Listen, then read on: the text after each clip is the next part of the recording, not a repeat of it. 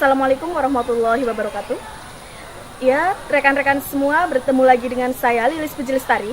Dalam kesempatan kali ini saya akan menjelaskan tentang sinematografi. Kalian pasti penasaran kan apa itu sinematografi? Nah, untuk lebih jelasnya mari kita simak materi berikut ini tentang apa itu sinematografi. Sinematografi. Sinematografi adalah kata serapan dari bahasa Inggris sinematografi yang berasal dari bahasa Latin kinema, yaitu gambar. Sinematografi sebagai ilmu terapan merupakan bidang ilmu yang membahas tentang teknik menangkap gambar dan menggabung-gabungkan gambar tersebut sehingga menjadi rangkaian gambar yang dapat menyampaikan ide atau dapat mengemban cerita. Nah, teman-teman semua sudah tahu kan tentang pengertian sinematografi itu apa? Nah, untuk itu mari kita lanjut ke materi selanjutnya, yaitu tentang jenis-jenis pengambilan gambar dan pergerakan kamera. Tapi untuk itu saya akan menjelaskan tentang poin yang pertama, yaitu tentang jenis-jenis pengambilan gambar. Dalam jenis-jenis pengambilan gambar itu ada beberapa contoh. Yang pertama itu ada close up, medium shot, long shot, dan masih banyak lagi. Untuk lebih jelasnya, mari kita simak tentang materi pengambilan gambar tersebut. Jenis-jenis pengambilan gambar.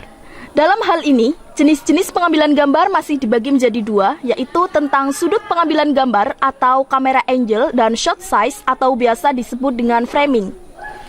Sudut pengambilan gambar atau kamera angle adalah sudut penempatan kamera mengambil gambar suatu objek, pemandangan atau adegan. Dengan sudut tertentu kita bisa menghasilkan suatu shot yang menarik dengan perspektif yang unik dan menciptakan kesan tertentu pada gambar yang disajikan. Beberapa macam kamera angle meliputi yang pertama eye level atau normal angle. Pada posisi ini kamera ditempatkan kira-kira setinggi mata subjek. Pengambilan gambar dari sudut eye level hendak menunjukkan bahwa kedudukan subjek dengan penonton itu sejajar. Normal angle sangat tergantung pada tinggi subjek yang di-shooting. Yang kedua ada low angle, yaitu posisi kamera di bawah ketinggian mata, sehingga kamera harus mendongak untuk merekam gambar subjek. Posisi ini memberikan kesan cenderung menambah ukuran tinggi objek, memberikan kesan kuat, dominan, dan dinamis. Yang ketiga ada high angle. Pada high angle, posisi kamera lebih tinggi di atas mata, sehingga kamera harus menunduk untuk mengambil subjeknya. High camera angle sangat berguna untuk mempertunjukkan keseluruhan set beserta objek-objeknya. Dengan posisi high camera angle, ini dapat menciptakan kesan objek nampak kecil, rendah, hina, dan perasaan kesepian. Yang keempat ada bird angle. Teknik bird angle adalah teknik pengambilan gambar yang dilakukan dengan posisi kamera berada lebih tinggi daripada objek yang diambil. Yang kelima ada frog angle. Teknik pengambilan gambar yang memposisikan kamera berada dalam posisi disejajar dengan alas. Pengertian lain menyamakan dengan penjelasan bahwa pengambilan teknik ini dilakukan dengan posisi kamera berada sejajar alas, misalnya tanah. Fungsi dari teknik ini adalah untuk menciptakan karakter objek menjadi dalam keadaan lebih jelas. Framing atau bidang pandangan adalah suatu langkah pengambilan gambar yang harus menentukan luas bidang pandangan untuk suatu objek utama dan objek lainnya dalam hubungannya dengan latar belakang. Macam bidang pandangan atau framing adalah: yang pertama, ada extreme long shot, pengambilan gambar yang sangat jauh, panjang, luas, dan berdimensi lebar. Tujuannya yaitu untuk memperkenalkan seluruh lokasi adegan dan isi cerita, menampilkan keindahan suatu tempat. Yang kedua ada long shot, pengambilan gambar dari ujung kepala hingga ujung kaki, gambaran manusia seutuhnya. Tujuannya yaitu untuk memperkenalkan tokoh utama atau seorang pembawa acara lengkap dengan setting latarnya yang menggambarkan di mana dia berada dan suasana.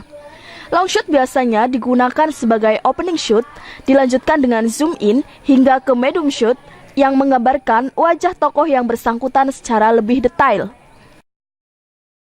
Yang ketiga ada medium shot, pengambilan gambar dari tangan hingga ke atas kepala sehingga penonton dapat melihat lebih jelas ekspresi dan emosi yang meliputinya. Tujuan atau penggunaan teknik pengambilan gambar ini yaitu untuk syuting wawancara.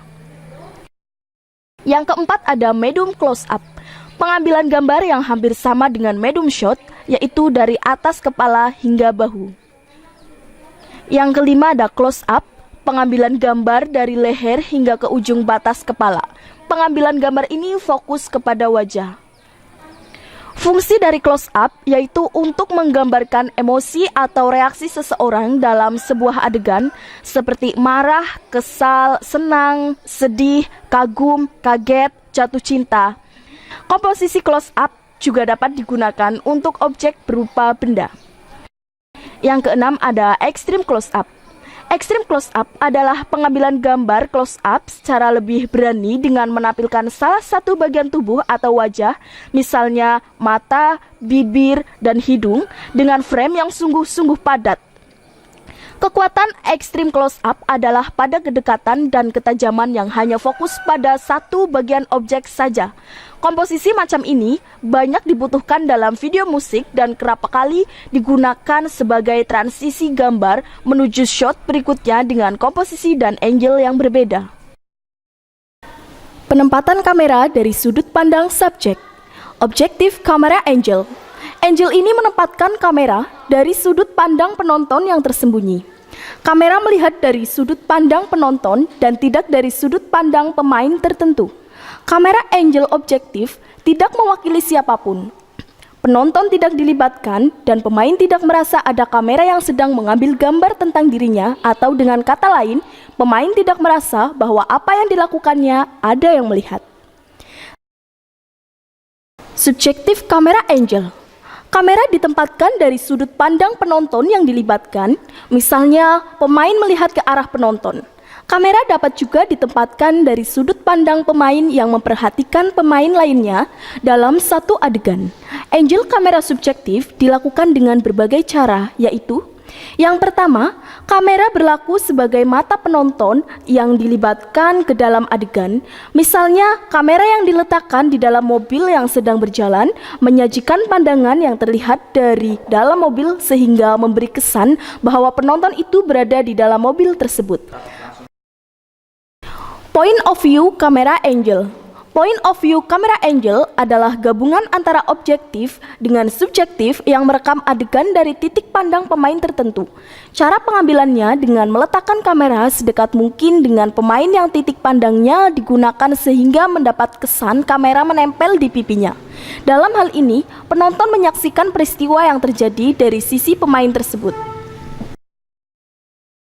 Nah, penjelasan materi yang pertama sudah selesai. Mari kita lanjut ke materi yang kedua, yaitu tentang pergerakan kamera. Dalam pergerakan kamera itu ada beberapa hal yang sangat penting dan sangat patut kita pelajari lebih dalam.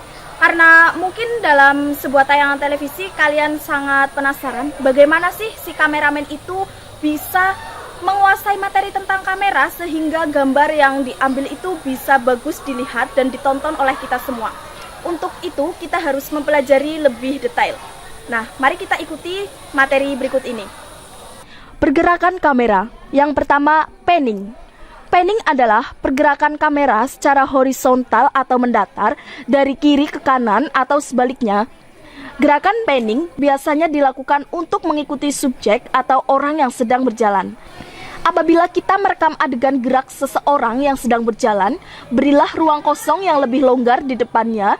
Ruang kosong ini dinamakan leading space. Gerakan panning dibagi menjadi dua, yaitu left dan pan right. Pan left yaitu gerakan kamera dari kanan ke kiri, sedangkan pan right adalah gerakan kamera dari kiri ke kanan. Yang kedua ada tilting. Tilting adalah gerakan kamera secara vertikal dari bawah ke atas atau sebaliknya. Tilt up yaitu gerakan kamera dari bawah ke atas. Gerakan tilt dilakukan untuk mengikuti gerakan objek, untuk menciptakan efek dramatis, mempertajam situasi. Tilt down yaitu gerakan kamera dari atas ke bawah. Gerakan tilt ini sebaiknya ditentukan terlebih dahulu titik awal dan titik akhir shot. Yang ketiga ada tracking. Tracking adalah gerakan kamera dari depan ke belakang atau sebaliknya. Ada juga biasa dilakukan mendekati atau menjauhi subjek. Track in mendekati subjek. Track out menjauhi subjek. Dan yang keempat ada crabbing. Crabbing adalah gerakan kamera secara lateral atau menyamping, berjalan sejajar dengan subjek yang sedang berjalan. Yang kelima ada arch. Arch adalah gerakan kamera memutar mengitari objek dari kiri ke kanan atau sebaliknya. Yang keenam ada zooming.